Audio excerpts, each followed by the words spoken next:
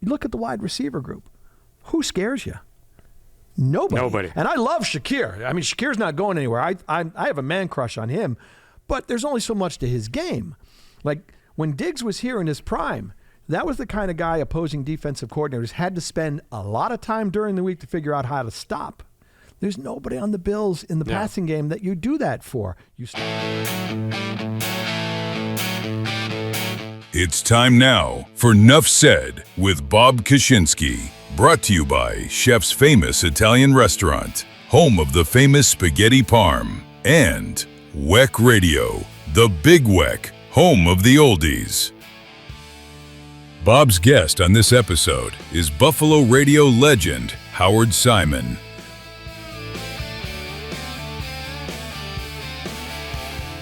Welcome back. Nuff Said. Yours truly, Bob Koshinski. 2026. We're in a new year. I want to do a shout out to Chef's Famous Italian Restaurant. We're back in the banquet room again today. Business is booming at Chef's. They've tossed us from the French Connection room. We've created so much business. Come down to Chef's for the famous spaghetti parm. And a shout out to the Big WEC. Buddy Shula and Donnie Tomasulo. And I love the Big WEC's my favorite all-time radio station. So please tune in. But right now, I have with Here's me. a guy who works at a different radio station who I obviously don't like. So thanks. Welcome. You don't work there anymore. They give you donuts to show up on Tuesday. I'm still employed by them, although I'm old enough to work at the Big WEC.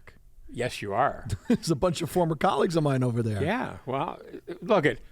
We're all in it together, Howard. We're all in it One together. big happy family. Ladies and gentlemen, Howard Simon. He's You here. got your own shirt and everything. That's nice.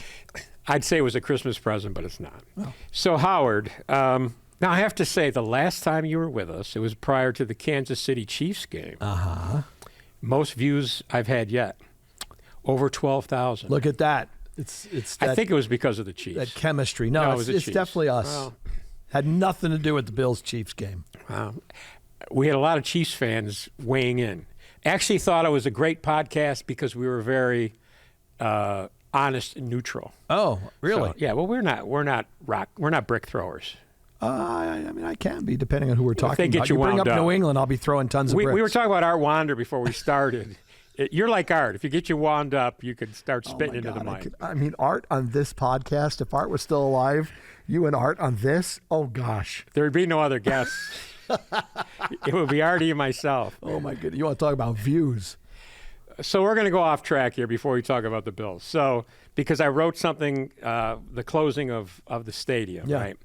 And on Monday nights, when I was at Empire Sports, we used to do Fan Forum during the Bills season live from the stadium. Yep. Why? Because Marv Levy, when he took over, when Bill Polian was gone from the Bills, Dick Bacher, who used to produce the Paul McGuire show and the Bill Polian show, approached Marv about doing the show live on Monday nights. Mm-hmm. Marv said he would do it only if he could do it from the stadium. Yeah, we did a radio show with Marv, too. It had to be done in the stadium Right. up in the press room. So we had to move the whole kit and caboodle and the production truck to the stadium. So we said, okay, well, our crew's there. That's where we better do the Fan Forum show. So Art would do the first half with me. I like the look of it when you guys were sitting with the stadium. Oh, it was behind you. impressive. It was like that was our set. Yeah. Today we just hit some buttons, a little green screen. It would look like we're CGI, there. whatever. Vic Carucci would do the second half of the show. And Vic was recorded as saying he thought his biggest challenge was to kind of try to get the show back on the rails after Art. Oh, my goodness. That's funny. I would not want to follow Art. It was Not it even was sure fun. what you do after It was that. fun. Oh, it was my fun. goodness. Art was an original. He was a panic. So they closed the stadium. You weren't there. I wasn't there. I assume you watched the whole thing. I did, just yeah. like I did. Yeah. Now, and I'm not going to bitch about the whole. I've read some criticisms of the way it was handled, the final game. Okay. Some of which I think are unfounded, like many times. People really don't know what they're talking about. I thought, so you're watching the end of the game, right? Yeah. The game goes off. They switched to the Denver game. I was yelling for like 5 seconds. Yeah. I was dropping too. some you-know-what bombs. I'm like, what is that? Oh, I was really And then angry. they go back. Right back. So, Boy. My wife, my lovely wife, Mary says, what was that? I go, it was somebody in master control. Somebody hit the wrong button. And somebody screamed, go back. But they really had nothing to show because either there was a disconnect, because I then saw later on social media they did fireworks, they had a video, Yeah. none of which, of course, the broadcast was either aware of or could show. Right. And so it seemed as though it was very kind of a downer the way it just ended. Yeah, I think the Bills actually tweeted out the video they showed in the stadium. The Bills tweeted it out, I think, yesterday finally, because I was looking for that Sunday night because you could see, in fact, media members, Matt Beauvais from Channel 7 was standing there watching Trey White watch and the video. Apparently was the only one. Deion Dawkins was out there for part of it. I think Reed Ferguson might have stopped because he said he wanted to be the last guy off the field. So here's my criticism. Should have been coordinated. I thought the whole team should have walked the wall. Oh, that would have been cool. Right. Like Kyle Williams last game. Right. He walked around the whole lower bowl. Salute the stadium. That would have been cool. You don't have to sign autographs. Right. Just walk the wall, wave the fans. And unfortunately, and this was the thing that really bummed me out, Josh Allen was the first one to get out of there. Yeah. I was like, come on. I mean, and now I heard you guys on the Channel 7 show that you do Monday nights talked about maybe Josh should have been the last guy to go back in and do the final kneel down. Yeah, right. It's symbolic. He was the last guy out of the tunnel on the intros. So why not be the last guy on the field, take the ball? Yeah. But I love the idea. You're right. And it didn't occur to me. Well, a couple things. One, yes, they should have had the team walk around the field. Absolutely. Two, if CBS was not going to leave right at the end of the game, if they knew they were going to stay for a few minutes, why not coordinate it? Exactly. And join the PA announce. This is out of my area of expertise, but could they just have sent that feed at that point to Buffalo, Rochester, Syracuse, like the Bills cities? That I don't know. But anyway, coordinate with the PA guy, hear the announcement, sync up so you can show the video that's going in the stadium to the CBS audience, and just cover it properly. And it was just kind of like, let's hang out for a minute or two. We'll have Andrew Cattle on talk about it, which was fine because he knows so much about the Bills. And we'll watch some of it and we'll leave. So I didn't like that because I wish I was in the stadium experiencing what they're experiencing. Why can't you show it to me at home? But that's a great point about the players. That would have been a nice touch. It's just the grumblings of an old man is what it is. I think I'm trying to think. Honestly, I don't remember what the Sabres did when the odd closed. I know, was it LaFontaine? I know he shot a puck into an empty net. Lights went out. I was part of the broadcast. But did the team? So the team came out after the game was over, and they're waving. They kind of, and it's a little bit different for hockey, obviously, because the ice surface is much smaller. Right. But they did come out and kind of wave to the fans, and then they did the handoff from like the different decades. Oh, okay. The guy would go around, the guy would skate around with the puck, and then the next guy would come in. That was really cool. I did have someone say that to me, like one of the guys I used to work with over at BEN. He's younger than I am, so he's not the 90s era Bills were not it for him. He grew up in a different era of Bills teams, and he thought, where are the other guys? Like we're Fred Jacksons and the Kyle Williams and the Schobels and the Molds and like the guys from the 2000s. I know it's the drought, but it's still part of your history. Why wouldn't you have other eras represented? You're probably aware the team has been criticized in the past the way they've handled alumni. Mm-hmm. There's been some complaints about where they sit during the game. Their view is obstructed. Was it Talley who was up in the corner? No, it was one of the former linebackers. It wasn't Daryl, because Daryl didn't need social media to complain about something. But yeah, it would have been cool to have brought out. Wall of Fame forever. Brought out. Well, the 60s they didn't play in that stadium, but at least the 70s. And Joe D was there at halftime. Oh, okay. But put these guys up, bring them out there. But the Sabres, like what the Sabres did, right? Let's represent. Well, maybe they could have 70s, 80s, 90s, 2000s. Maybe they could have duplicated that and had like somebody in the end zone take the ball 100 yards, hand off, the other guy go back 100 yards. Just walk 10 yards, hand it to the next guy. No, I'd like to see Tasker sprint 100 yards. Do sprints. So yeah, it was. People said, "Well, are you sad about?" I'm like, "No, I'm not sad. I wasn't sad when the odd closed. I mean, I thought back. I had some great memories, but I was excited about the new arena, and in this case, I'm excited about the new stadium. Yeah, I'm the same way. I went through this. I grew up a Mets fan, so I went through this with Shea Stadium. I was raised in Shea Stadium. That was my baseball. My baseball love came about going to see the Mets at Shea Stadium. The place was a dump. I mean, it really was. It was just this big, massive concrete dump. And by the time they closed it, I mean, you need the amenities. You need a nicer. So I walk into Citi Field, and I'm walking around going, oh, my God, this is a palace. This is beautiful. Right. It's one of the best places to watch a game. Doesn't mean I have memories of Shea. I have fond memories of growing up in that ballpark. But I was really excited to go into the new stadium. I love the Ralph, okay? But I can't wait to see what that new building looks like. And I think that's okay. There's nothing wrong with that. The Odd was a really cool place. Actually, you know what, Bob? I'll tell you what. The Odd to this arena, a little bit different. Like this arena, it was new, but I never felt, wow, what an amazing Marine Midland Center. What an amazing building. It was nice, don't get me wrong. But I don't know, I just never really felt it was that great a place. The Odd was pretty cool, though. Yeah, well, the Odd had amazing, just the design of the building and everything. The Odd also had so much more history because it was around. There was so many other events held there. That's true. That's right. Rich Stadium, Ralph. Basically, it was a football stadium, and except for the 70s, there was some great concerts. Yeah, right. I attended.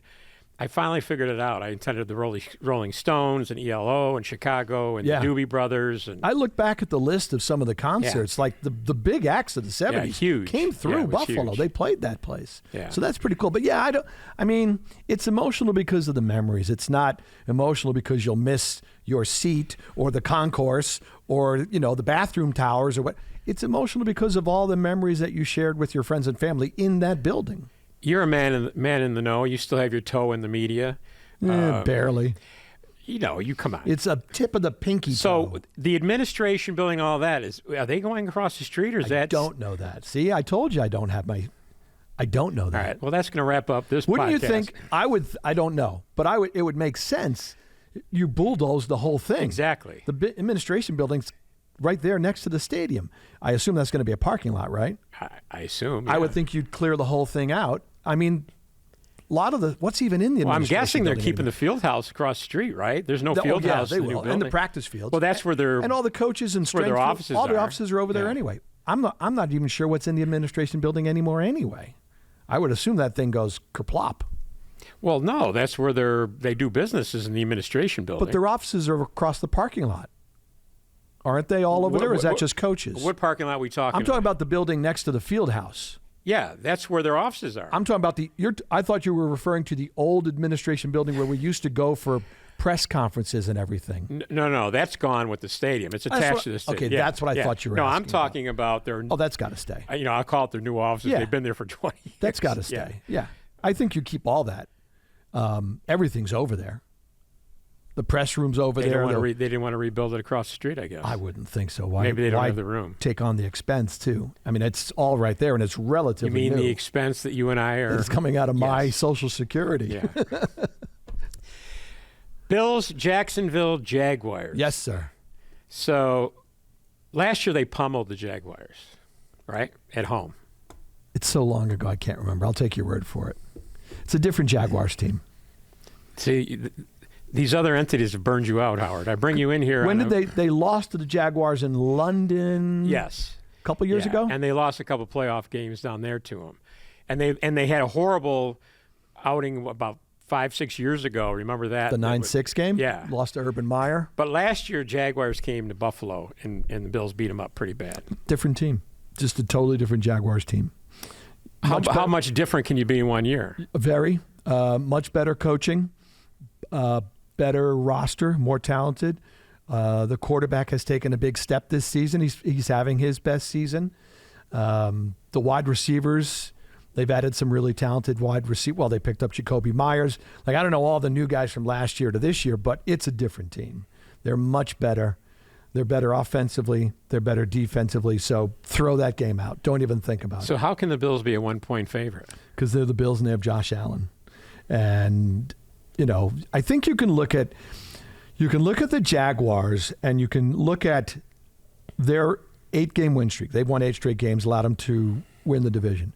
If you go back and look at who they've played, it is not the most inspiring 8-game win streak. Especially the quarterbacks. They've played a bunch of backup quarterbacks. Half the 8 wins came against teams that end up 3-14.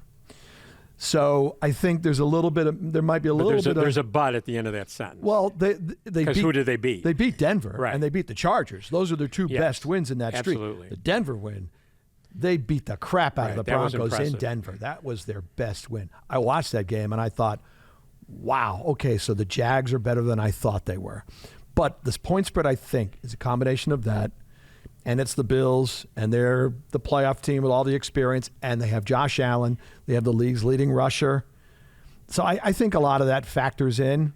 But what do they always say? Like, home field is worth, I'm trying to think what home field's worth. Like 3 3 points? Yeah. I don't know. I mean, 1.5 point Well, favorite. and remember, and gamblers will tell you this, the point spread is based on who they think people will bet on. They want money to go on the Bills, right? Right. People will bet on the Bills they're because thinking they're Jacksonville's going to win, but they're going to get Right. people betting on them. So I never pay any attention to point spreads. It doesn't mean anything to me. So I think the 8-game win streak for Jacksonville plays in the Bills' favor. It's just the odds. Yeah, they're going to lose at some point. After 8 wins, Yeah. right? You think somewhere. Yeah, you're gonna have a dog game show up somewhere. It just happens, I right? agree. It just Right. happens, Right. But I don't know. The Bills are not the same, obviously, on the road as they are at home. Yeah, but they were a little better on the road in the back half of the season. Well, they had a great second half against New England. Yeah. And that's kind of where I'm going with this. It's like they can't put a full game together. No, they don't. Playoffs is somewhere where you can't afford to do that. Yeah. Because there's no tomorrow, right? You've got to win that game. Yep. So you can't give the other team like they have done so often this year. Philadelphia is the last example of that. Yeah. And it's not just that they don't play well. They're getting shut out, right? They got shut out at home against Philadelphia. Yeah. That's frustrating. And that's the one thing about this version of the Bills as opposed to the previous 5 years, let's say, right? Go back to 2020 when the run really begins. This team, you have no idea how they're going to look from a week-to-week basis. You have no idea how they're going to look inside the same game from one half to the other. Right. It's really frustrating to watch. So like you said, the problem is, though, if you come out, now there have been games where maybe the offense starts well but doesn't finish, and the defense doesn't start well but it finishes, or vice versa.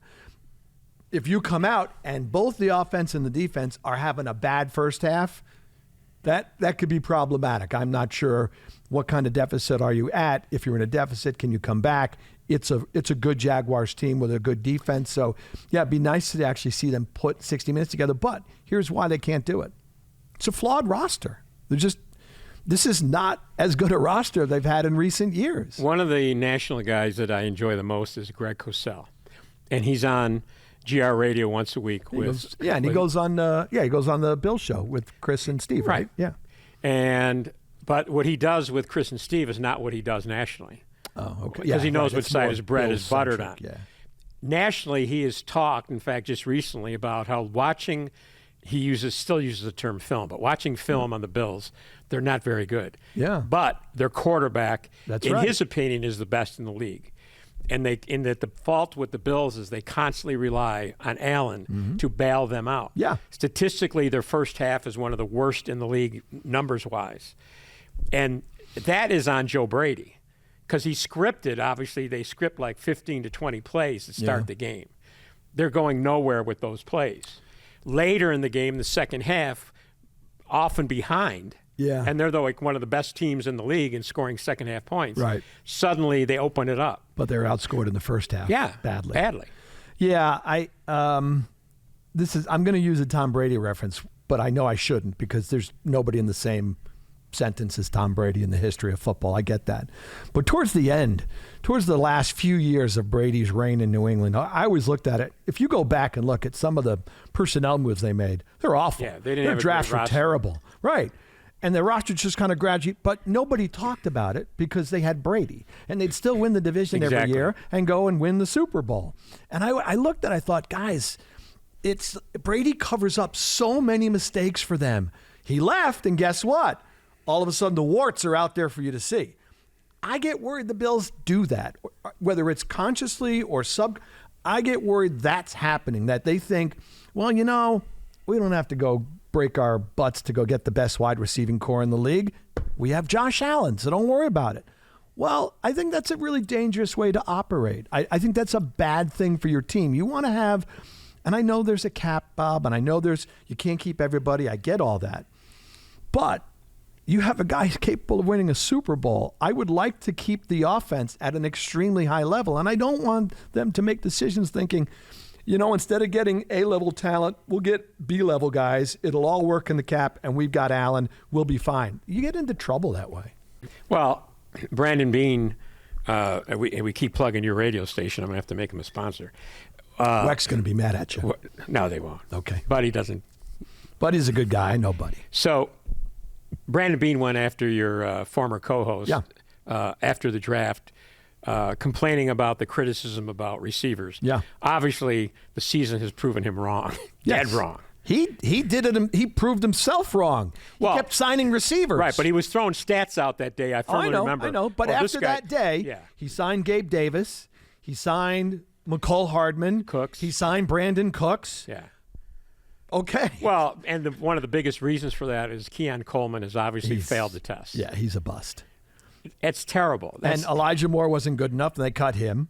And Joshua Palmer's been okay, not great. He can't stay on the field. Right. So and which is the other thing, Kincaid, who was part of the equation. Right. They really, I think going into the season, they were hoping Keon was going to be better, but they expected Kincaid to be healthy. Right. He gained 10 pounds. This poor guy can't stay on the field. I know, which is a problem because it's a different-looking offense when he's on the field. He doesn't play a ton. I think I didn't check his snap count, but I think it's under 50% for the season. He's only out there 40% of the snaps. But he makes really good plays, and he opens up the middle of the field. He does things for the passing game that other guys can't do. But that's the problem when he's not on the field. I mean, you look at the wide receiver group. Who scares you? Nobody. And I love Shakir. I mean, Shakir's not going anywhere. I have a man crush on him, but there's only so much to his game. Like when Diggs was here in his prime, that was the kind of guy opposing defensive coordinators had to spend a lot of time during the week to figure out how to stop. There's nobody on the Bills in the passing game that you do that for. You stop Josh, you stop James Cook, you stop the Bills offense. There's nobody in the tight ends or the wide receiver ranks that you would say, wow, this guy single-handedly could blow this game open. They don't have that guy. They don't have it. Well, they've invested money in their running game, so that's what you're stuck with. And thank God they extended James Cook. I was not a huge fan, although I don't think they gave him like a massive running back contract. But can you imagine where this offense would be if he wasn't on this team this season? I mean, if you're Jacksonville, no offense to Josh Allen, I think if you're Jacksonville, you make sure James Cook doesn't have a crazy day. Yeah. And you put it on the Bills' passing game to beat you, and I don't think they're up to that. Well, they've got a good run defense. They do. But Number one in the league. Their defense has been so successul because they've got crazy number of turnovers. Yeah. And that's what the Bills had done last year. Yep. Which covered up a lot of flaws. Not the same this year. Yeah. I think they're +1. So your take, are they going to beat the Jacksonville Jaguars? I have no idea. Aren't you glad you asked me to do the show? But that, and I mean that. Well, of course you don't know. But I mean that in the discussion of this. What's your gut team, tell you? I think they'll win. But here's the thing. This is the point of this team, right? We were having this discussion on the radio station I used to work at. It's WGR. I don't know if you're familiar with it. But we were having this discussion that came. I thought about this last night when I was driving home after the TV show. Think about the recent wild card games. Did you ever for a moment think the Bills would lose? After 2019 Houston, did you ever think they'd lose any of those wild card games? No. No. Miami, Denver, Pittsburgh. Not for a moment did you ever think it's just not happening. Now, Sunday they could lose, right? Well, and they also had those games at home. Yeah, I get it. Yeah. I get it. But still, who they were playing. Oh, yeah. The quarterbacks, the teams, whatever. You never, there's no way the Bills were going to lose to any of those teams. That they were low as a 6th seed? I mean, when they first made the playoffs, they were 7th seed. Well, they always won the division. Well, no, but when McDermott first came in, they were, the 7th seed? They went down and played Jacksonville. Yes. Yeah. I'm saying since Josh became Josh. Yes. So 2020 on, you've went in very confident to every single every single playoff game. You figured that was inferior competition. Even some of the Kansas Cities. So you thought, well, this is finally our time. My point is, you cannot predict this team. Whereas in previous years you go, there's no way they're losing. No way. They could absolutely lose Sunday because I have no idea which Bills team shows up. When they lost to the Bengals at home, I had a bad feeling going into that game because there were some extenuating circumstances. And the way that game had looked before Hamlin had gone down, they couldn't stop Burrow. And they couldn't stop when he came in this year. But I think that, they beat New England on adrenaline. the Hines kick return, the crowd, Hamlin's in the building. Yes. And then it was just, there was nothing left in the tank. Going back to the perfect game. Yeah. So I think a lot of people were worried about that game because New England had beaten us. Freaky game. That was the hurricane wind game where they ran 75 times. But I'm talking about what you felt going into the game. I didn't feel they were going to lose that game. Right. Well, you're an optimist. You're an optimist. I don't know if you're a pessimist? And I'm normally a glass is half full guy. You think they're going to lose Sunday? I think they could lose. Of course they could lose. I think they could lose to anybody in this conference, except Pittsburgh. I don't see them losing to Pittsburgh. This team worries me, period. Yeah. Because of their inconsistencies. It should. And I've said this early on. I'm not saying the first week. Josh Allen has not looked Josh Allen to me for much of the season. Mm-hmm. There's something a little bit off. His running isn't exactly what it's been. Now, I know he's 29, but please, God, bring me back to 29. You're not old. You're not old at 29. Now, he does every year. He gets a nick here. He gets a nick there. His foot is pretty banged up. Yeah. But that may be he doesn't look like Josh Allen because the weapons he's got isn't – he doesn't – and the knock now on Keon Coleman has been that when Josh goes into his Josh mode of running around, Coleman kind of gives up on the play. Yeah, well, that's not a good idea. No, because if you're going to do anything with Josh Allen, you got to run your ass off because he's going to extend the play until you get open. That's right. So I think part of his season has got to be that he doesn't trust his targets. No.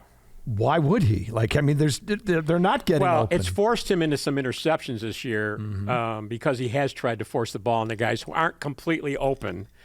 He's probably gotten some sacks this year because he couldn't get rid of the ball because nobody was open. So last year he was sacked 14 times. This year he's over 40. 40, yeah. It's ridiculous. Yeah. And that's not because the offensive line all of a sudden became porous.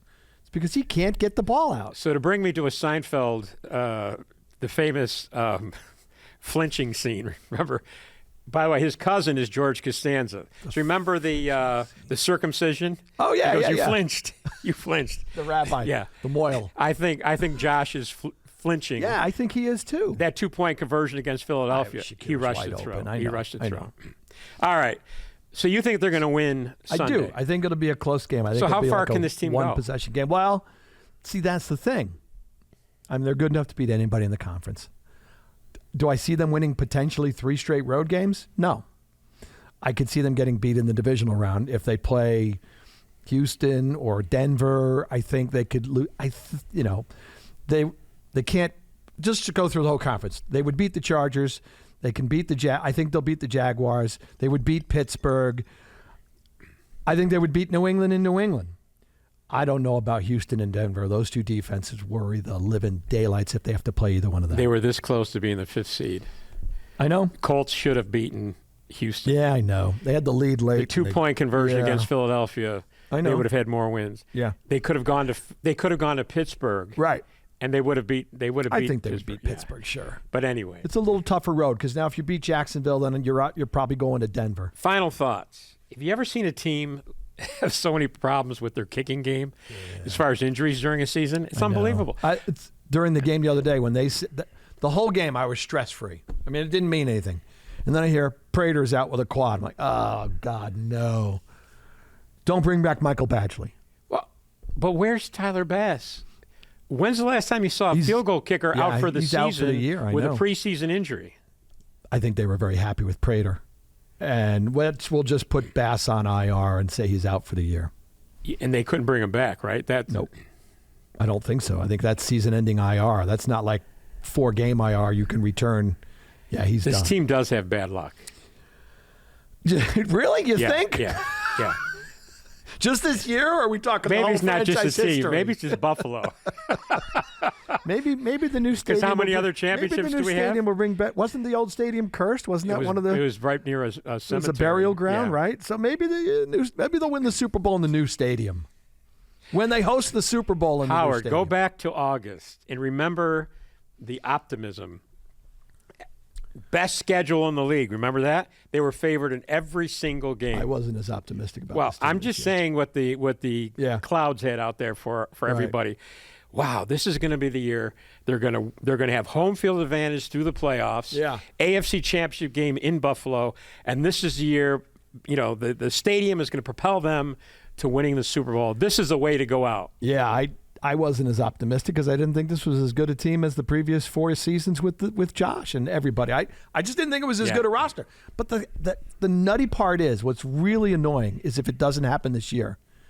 No Mahomes in the playoffs. No Lamar Jackson in the playoffs. No Joe Burrow in the playoffs. Yeah. The 3 best quarterbacks outside with Josh. Right, but none of them are in the playoffs. This is the worst version of the Bills, and they're on the road. I know. The timing stinks. Right, exactly. Like previous Bills versions, if they had this come out like that, no Chiefs, no Ravens, no Bengals, it would have run the table. Yep, absolutely. Howard, it's always great having you. Why on the do we show. like sports? It gives us something to talk about. Oh, it's so frustrating, though. Everything you good? went gray, I went bald. Everything is good.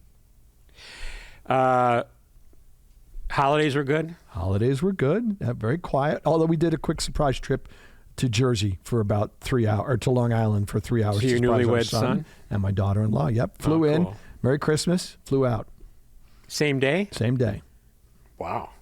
Well, when you have the money I have, Bob, it's really... Well, you work more than any retired guy I know. I know. I'm semi-retired. I'm not retired. Okay. Semi-retired. I got you. Says the guy who is working as well. And still does the banquet circuit. You're like the master of ceremonies for everything in Niagara County. They feed me with food, and so I should say they pay me with food.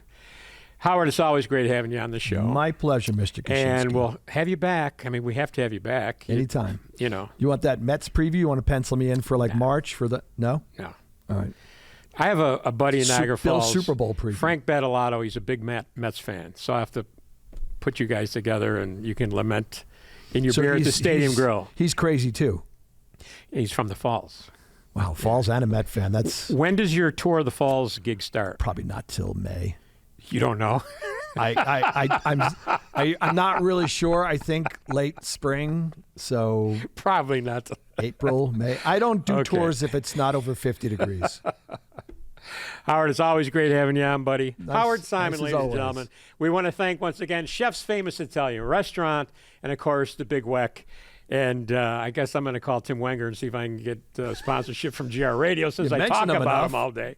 Hey, next week, the great Jim Kelly, Hall of Famer Jim Kelly, is going to be on the show, and we're going to talk about the Jaguars game and maybe look ahead to the next game. Don't bring up his last game against Jacksonville. Now, why would you see? I'm just saying, don't you planted bring it up. that in. Well, don't do that. He's probably forgotten it. He was semi-conscious when they took him off the field that day. He probably doesn't remember playing in the game. Yeah. We'll be back next week. Until then, have yourselves a great night and a much better tomorrow.